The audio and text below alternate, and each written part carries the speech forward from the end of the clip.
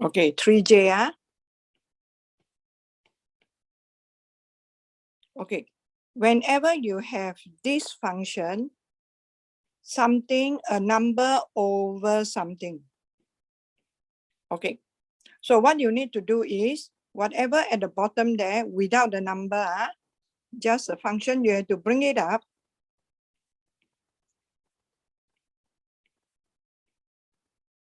Okay, then what you need to use is, you need to use your chain rule. Okay, still remember our chain rule?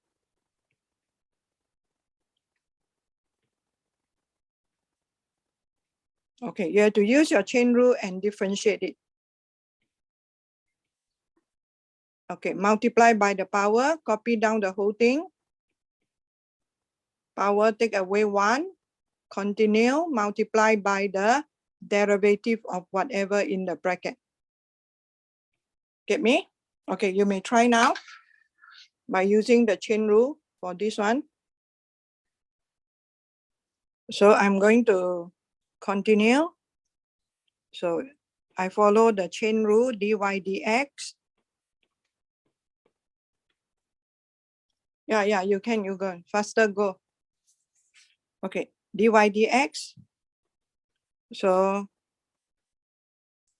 multiply by the power, copy down the whole thing.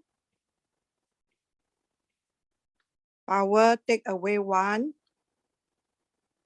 That is become -2. Okay. Differentiate cos, you got negative sin. Write down the angle. And you have to multiply by the differentiation of the angle. So when you talk about cos and sin, you have to just be very, very careful. So if I simplify, -1 times negative times 2, so I get 2. So I got 2. And here is sin 2x. Divide by the -2, you can just bring down power cos 2x squared. So you're done. Is that okay?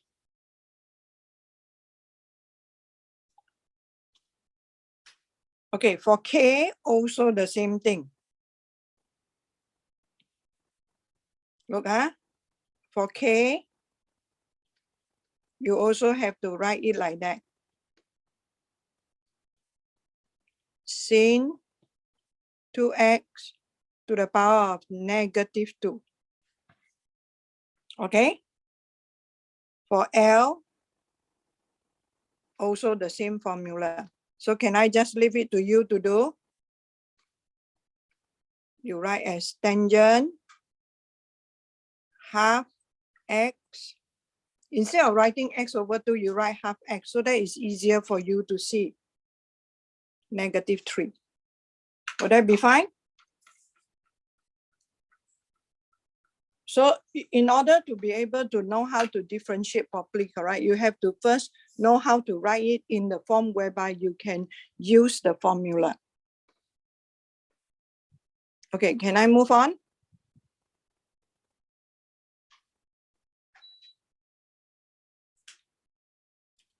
Can I move on? The K and L, you solve it by yourself, so it's the same method.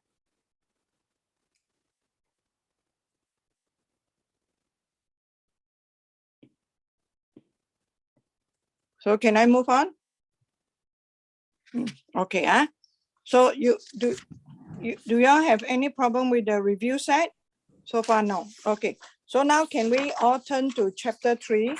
Now we want to go to the application. Okay, I just want to let you know that for TRIGO, correct, usually when come to the application side, we will hardly ask you for increasing or decreasing, or we will hardly ask you to talk about the curve property. The reason is because when you talk about TRIGO function, correct, usually it will repeat itself. So they will have a lot of maximum point, a lot of minimum point, a lot of inflection point. But we may give you during a period of time. Okay, so let's go through the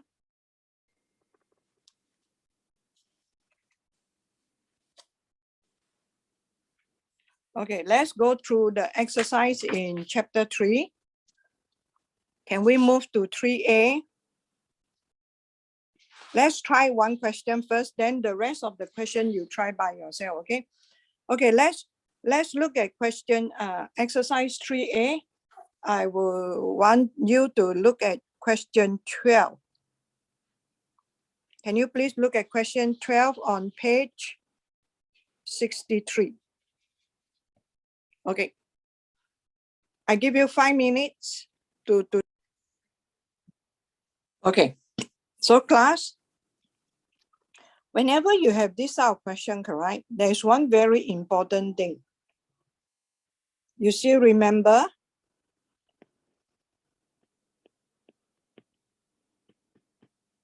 We talk about the domain, correct? Yep. So we know that 1 plus sin x cannot be equal to 0. Am I right? This is a rational function. So sin x cannot be equal to -1. So if sin x cannot be -1, we have to remember, correct? Coordinate y represent sin, am I right? So this is 0, pi by 2, pi, 3 pi by 2. And it can go on and on. So there are many answers for this, am I right? So that means my x cannot be 3 pi by 2. So if you go one round, you always add 2 pi. Remember, the moment you go one extra round, you go add 2 pi. So that means the next one will be 3 pi by 2 plus 2 pi. That is 7 pi by 2. So it can go on and on.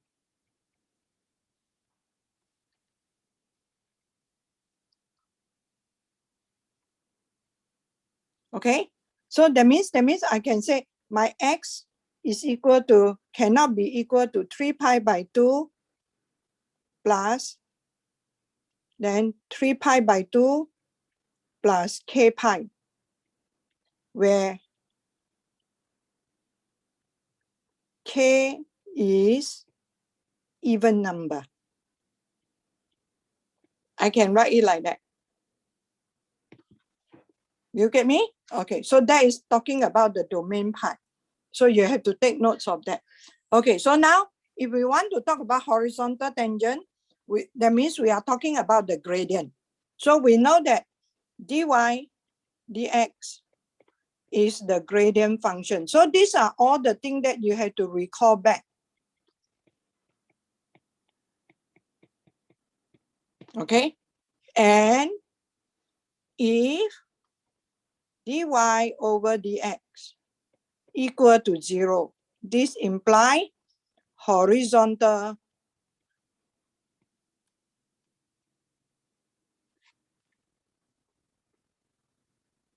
tangent. Correct? So these are the two facts that we have to bear in mind. So now our first step is to get the dy dx first. So we find the dy dx using what rule? Quotient rule. So v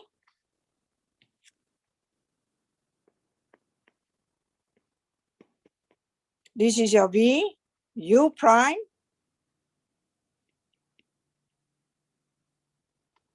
okay, minus u v prime.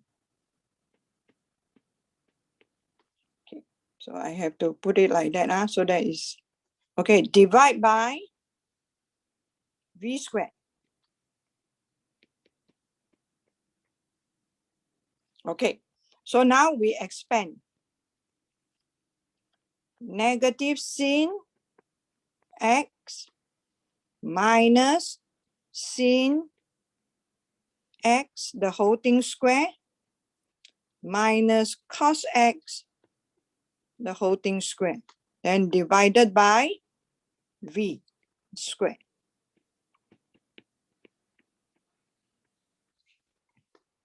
Okay, so equal to -1.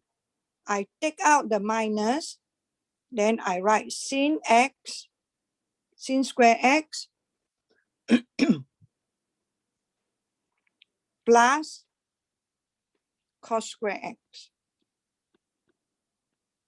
Oh, sorry, here it should be negative sin x, divided by 1 plus sin x, the whole thing square. So we know that cos square x plus sin square x is equal to 1.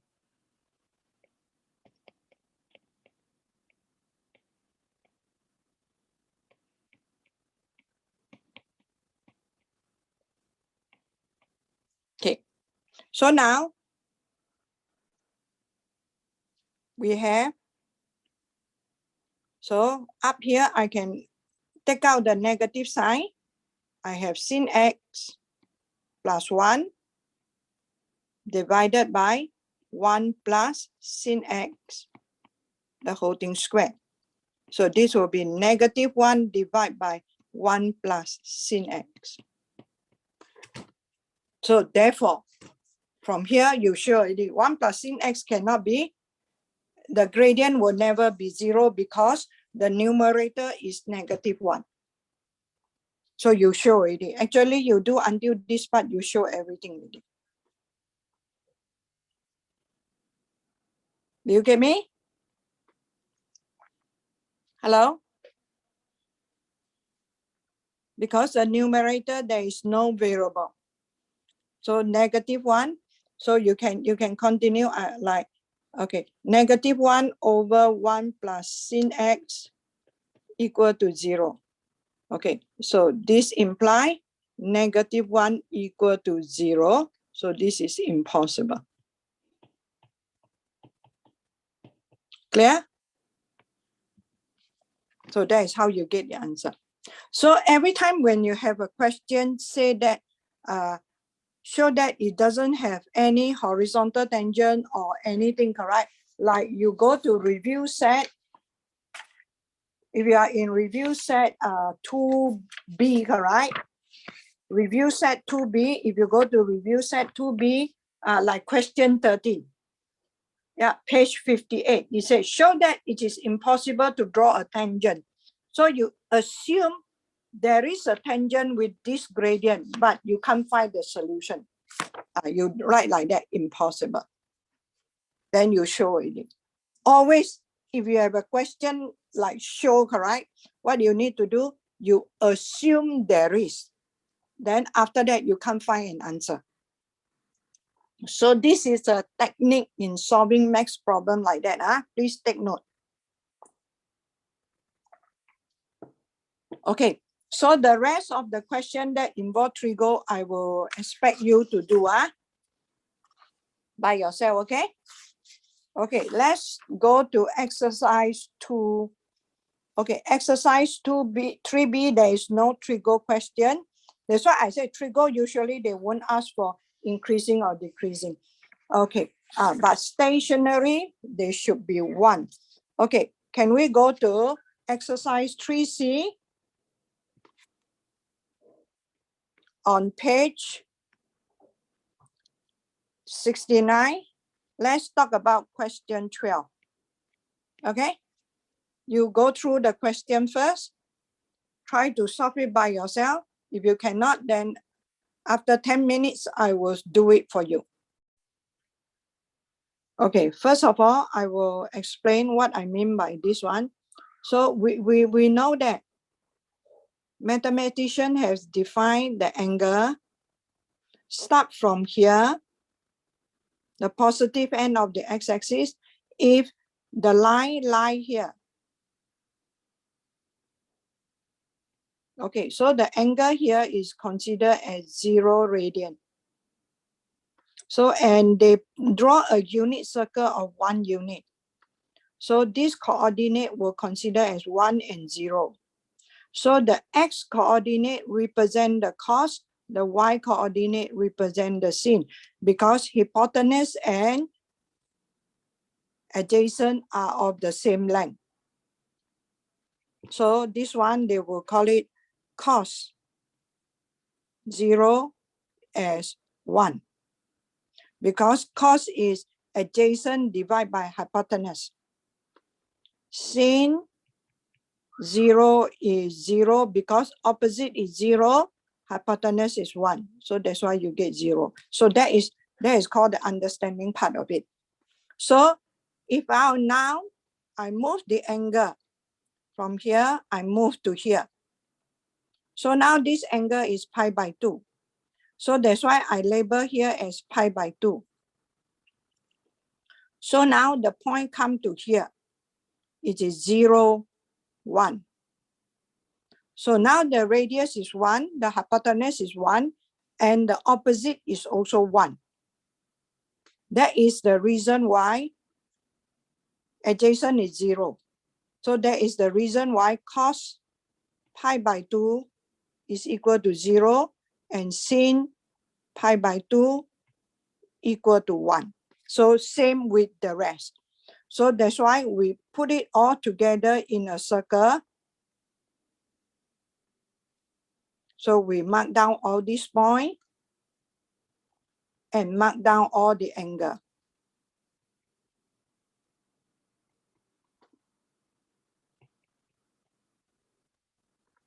And we bear in mind that x coordinate represent the cos of the angle and y coordinate represent the sin of the angle. That's all. So I have explained it here.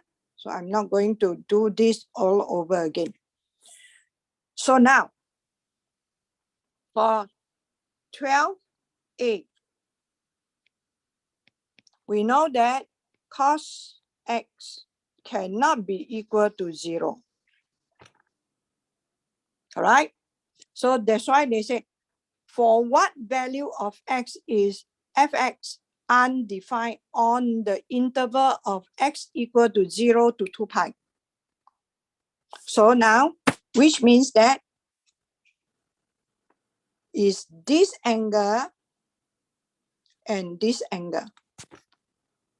Okay, so the answer will be x cannot be pi by 2 and 3 pi by 2. That's all. So this is a very important information that you must put it down so that you can use it straight away. Okay, got it? Okay, next one. Next one, part B. Whenever you talk about stationary point, whenever you have the word stationary point,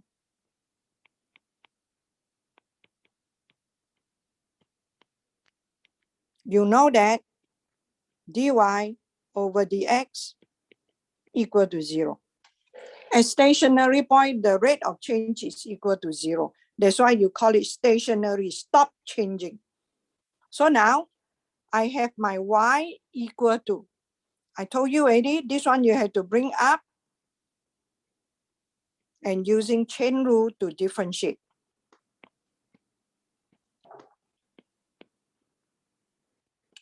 Power, copy down the whole thing.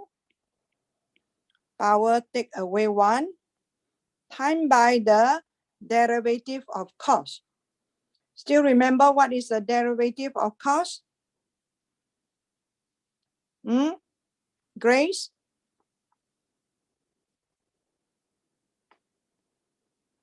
Grace? Yes, what is the how do you differentiate cos, Grace? Yes, thank you. Negative sin x. And the derivative for x is 1. So I told you already, I always have that habit so that I won't make mistake. So negative times negative, you got positive.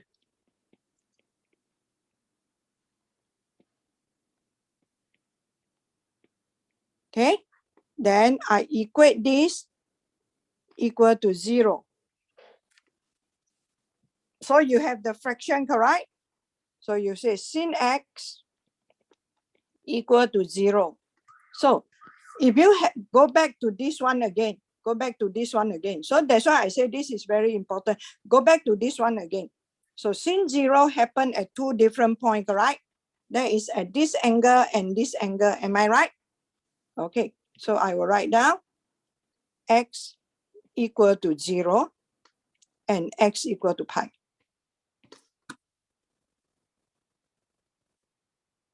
Okay, so now I want to know the nature of the stationary point. So I have to draw the sine diagram of dy dx. So when you draw the sine diagram of dy dx, you have to know that the domain is from 0 to 2 pi. Okay, so here will be pi. Okay, so what you can do is for this one, you use your graphic calculator to help you. So everyone take out your graphic calculator and key in your y1 or whatever is it, 1 over cos x.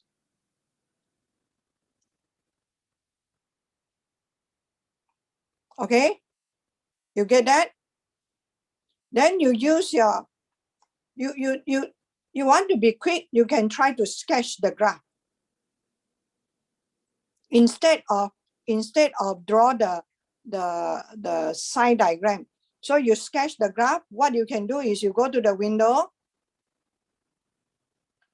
Okay, your x minimum you put as 0.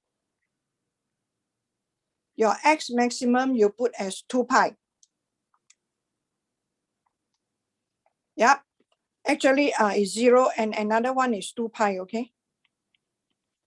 Sorry, because you come back here also is 0. Okay, 2 pi, so there are 3 answers there. Okay. When you get to your window, when you see x minimum at 0, x maximum as 2 pi, it will give you 6 point something, correct? Okay, so we know we have 3 stationary point here. 1, 2, 3 here. So if I put exactly these 2 values, it can't really show me the stationary point exactly. So what I will do is, I will put my x minimum as negative 0.5. Are you following me? And I put my x maximum, 2 pi is 6 point something. So I put 7. Okay, done? Okay, your x minimum, x maximum set already, correct? Then you go to zoom. You do a zoom fit.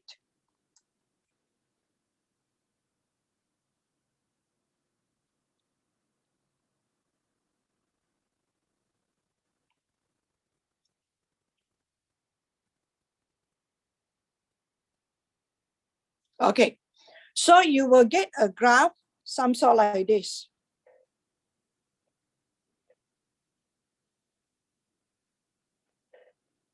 You know that 2 pi. Here is your 2 pi. Here is your pi by 2. Okay, then another one goes some sort like this. Okay, then here is your 3 pi by 2. Then another one goes some sort like this. So it will go up a little bit. So you may not be able to see the turning point clearly. What you can do is you can go to the window. You change your x maximum. You see your x maximum is about 67. So you can change it to 20 if you want to. Then you go back to graph. Then you can see the turning point quite obvious. Okay, so that means here will be the local minimum. Here is a local maximum and here is a local minimum. So here you put a plus, here you put a minus because the graph is going down.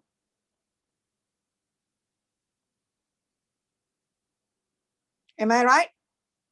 Hello? Student, are you okay? So for Trigo, you really have to know how to use your graphic calculator to help you. Any question?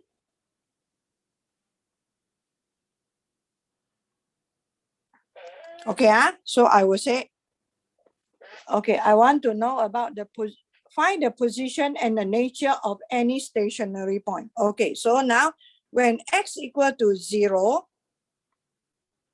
okay, y will be equal to 1, am I right? So 0, 1, and 2 pi, 1 are local minimum.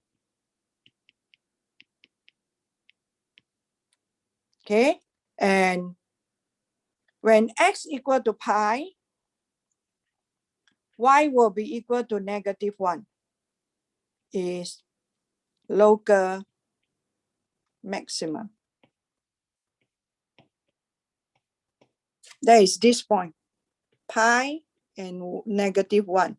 Do you know why pi and -1? Is because y equal to 1 over cos pi. 1 divided by -1, I get -1. That's how I get the answer, okay? So are you okay with part B? So a lot of things you need to use your graphic calculator to help you. For me, I know it because I know how it goes. I can imagine the graph without the graphic calculator. I'm not going to teach you the technique. The reason is because you do not need to know that. You have your graphic calculator. Can I not? Can I move on? So I teach you how to deal with the graphic calculator for the Trigo function. We will try it again for part D.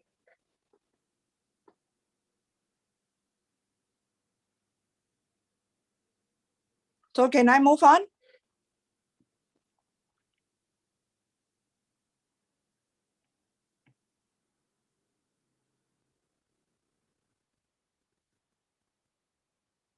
Sean, are you okay? Yes. Okay. So I will go to part C. Yeah, I will move on to part C.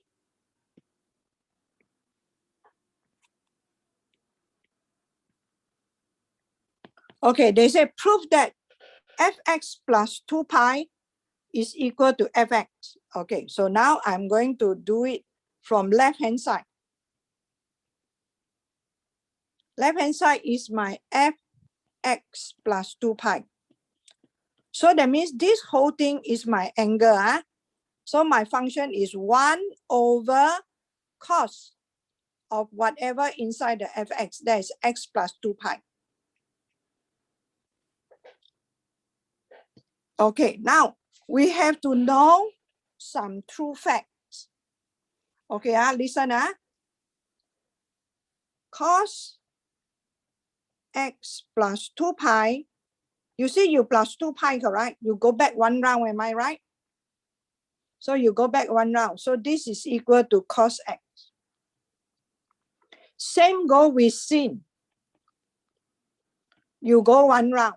You plus 2 pi, you go 1 round. If you plus 4 pi, you go 2 rounds. So you will go back to the original angle. Are you clear? As long as you plus 2 pi. But if you plus pi, like for example, cos x plus pi, this will be equal to negative cos x. So these are something that you have to memorize. Okay. Hello. So this one, I really cannot help you. This is what you learn in high school. But usually in our test, correct, we try not to test you on this. Okay. So they say, explain the geometrical significance of this result. That means after you go one full round, you come back to the original position. Because 2 pi is one full cycle. Can or not? So this is equal to 1 over cos x. So it's equal to fx. Hello? So they say, explain geometrical significance of this result. That means 2 pi is one full cycle. So it comes back to the original position. So that is how you explain. Can or not? Okay. Hello? Let's go to part D. Sketch the graph. Okay, now, angle can be negative. Negative pi by 2 from x is the same function and 5 pi by 2.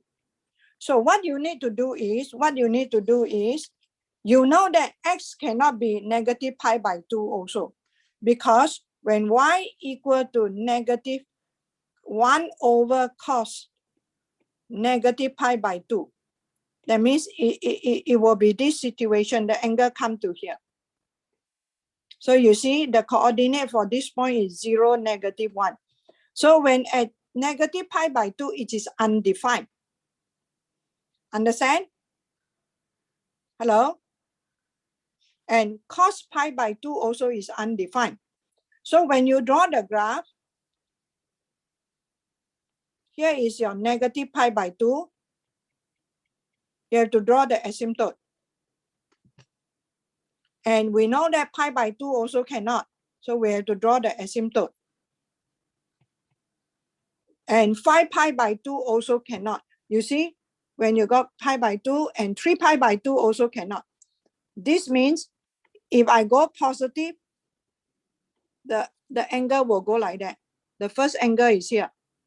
The second angle is here. Okay, the third angle will be go like that. One round, come back here. That is your 5 pi by 2. Is pi by 2 plus, no, more than that, plus 2 pi, yes. So it's 5 pi by 2. So that means you have 1 asymptote, 2 asymptote, 3 asymptote, that is 3 pi by 2. Then the fourth asymptote will be here. 5 pi by 2. Are you clear? Okay, so now you can set your domain. Negative pi by 2, you go to your window. So you have to get your asymptote first. So you go to your window, you put negative pi divided by 2. So you got negative 1 point something. So negative 1 point something, correct? Yeah. So then you set your pi as 5 pi by 2. Okay, your x maximum as 5 pi by 2.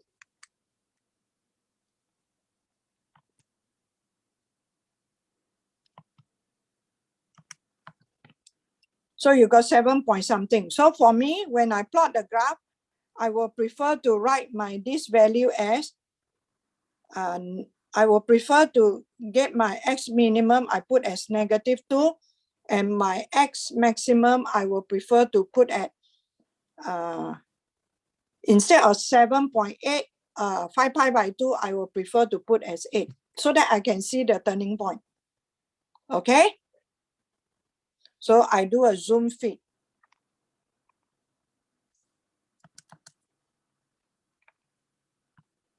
I do a zoom fit. Then after that, I change my window.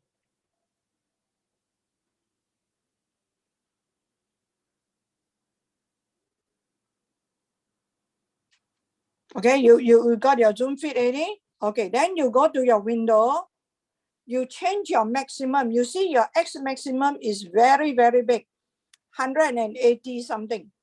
Yep. So I change it to 10. And I change my X minimum to -10 also, because I want to see exactly where is the turning point. Then I go to graph.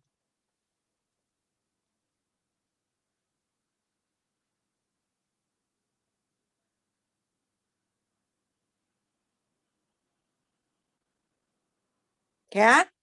So now I'm going to base on that and the axis that I have prepared before I sketch the graph, and I'm going to show you how the graph go. So this one, the first one is we start from here, you go down. And here should be your -1. We know already just now when we do part 1. Oh, no,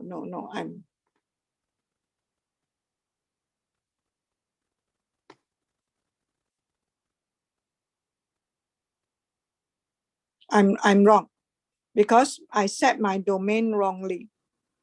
Okay, this is not, huh? So it should go from here. Pi/2 is here. Then it go down the first part. Because I set more than -pi/2. So it should go here like that. Come up here. So this one you put arrow. So here is your 0, 1. Right? So the next one will be from here. Here is your pi. So you will go like that. Come down. So here is your -1 pi. A pi -1. What am I talking about? Okay. Then after that, you got the last one here. Okay. And here is just now what do we have in part B? 3 pi/2 pi, 2 pi, and 1. Yeah. So your graph will be like that.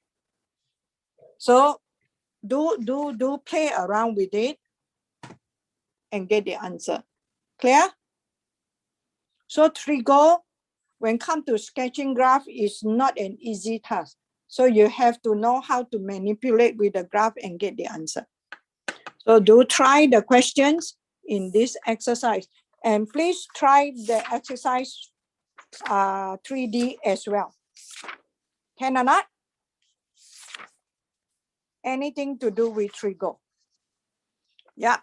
Usually we will not ask you curve property about trigo because the graph repeating itself. You see or not?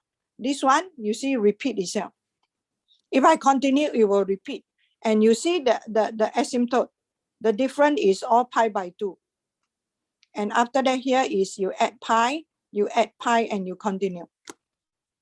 So that means the distance between one asymptote and another asymptote for this case, correct? Actually, the distance is pi. Yeah, so trigo are always in repeated action.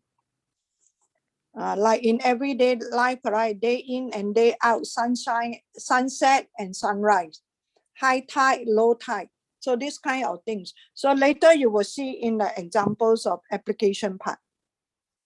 Yep. Okay, thank you, class.